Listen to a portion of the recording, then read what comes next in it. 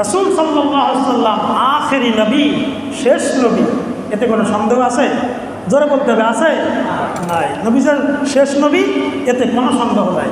এর সন্দেহ তো নাই, এটা তো আল্লাহ বলেছেন। সারা জীবন শুনে আসলাম আল্লাহ তাআলা রাসূল সাল্লাল্লাহু আলাইহি ওয়াসাল্লামকে শেষ নবী হিসেবে পাঠিয়েছেন, কিন্তু কোথায়, কেন, কোন জায়গায়? মুসলিম কোনো দিন একটু খোঁজ নিলাম না।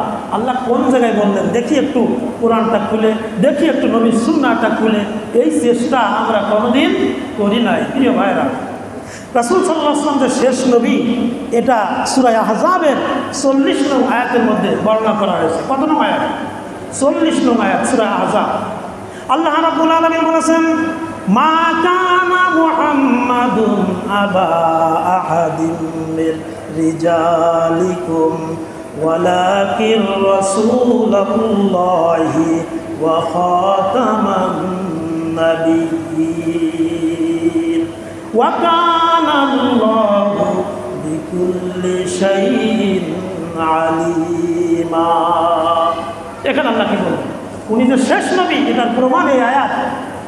মা কানা মুহাম্মাদুন আবা আহাদিন মির রিজালিকুম, মুহাম্মদ সাল্লাল্লাহু আলাইহি ওয়াসাল্লাম তোমাদের মধ্যে কোনো পুরুষের পিতা নন। তাহলে কি? বরং ওয়ালাকিন রাসূলুল্লাহ, বরং তিনি আল্লাহ রাসূল। কার রাসূল? বলেন না, কার রাসূল? আল্লাহ রাসূল। ওয়া খাতামান নাবিয়্যিন, এবং তিনি সর্বশেষ নবী। ওয়া কানা আল্লাহু বিকুল্লি শাইইন আলিমা, আল্লাহ তাআলা সব বিষয়ে জ্ঞান রাখেন। যেরকম সুবহানাল্লাহ। প্রিয় ভাইরা, শুধু এটা না, আরেকটা হাদিস আমরা শুনি নবী করিম সাল্লাল্লাহু আলাইহি ওয়াসাল্লামের থেকে। আল্লাহর নবী বলেছেন, ইন্নার রিসালাতা ওয়ান নবুওয়াতা ক্বাদ ইনকাতাআত ফালা রাসূলা বা'দি ওয়ালা নাবিয়্যা। নিশ্চয় রিসালাত এবং নবুওয়াতের দরজা বন্ধ হয়ে গেছে। রিসালাত এবং নবুওয়াত, এটা দুইটা রাস্তায় আল্লাহ বন্ধ করে দিয়েছে শেষ নবীর মাধ্যমে। সুবহানাল্লাহ। এই রাস্তা আল্লাহ বন্ধ করে দিয়েছে। সুতরাং ফালা রাসূলা বা'দি ওয়ালা নাবিয়্যা, আপনার আমার আদরের নবী বলেছেন, আমার পরে কোনো নবী হবে না, কোনো রাসূল হবে না। সুবহানাল্লাহ। রিসালাতের রাস্তা, দরজা, এটা বন্ধ হয়ে গেছে আমার মাধ্যমে।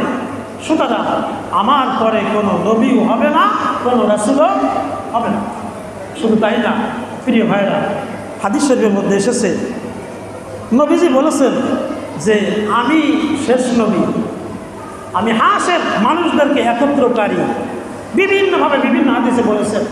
এক হাদিসের মধ্যে এসেছে, আল্লাহ নবী বলেছেন যে আমি যে শেষ নবী, আমার পরে কোনো নবী নাই।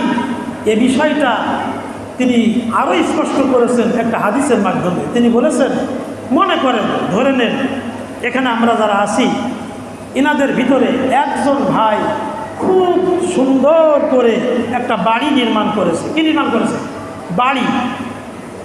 খুবই সুন্দর করে বাড়িটা নির্মাণ করলো। অত্র এলাকার মানুষ সবাই তার বাড়িটা দেখতে যাচ্ছে। এত সুন্দর বাড়ি, নিজে করতে না পারলেও অন্তত একটু দেখে আসি। কি বলেন, এ আশা থাকে না?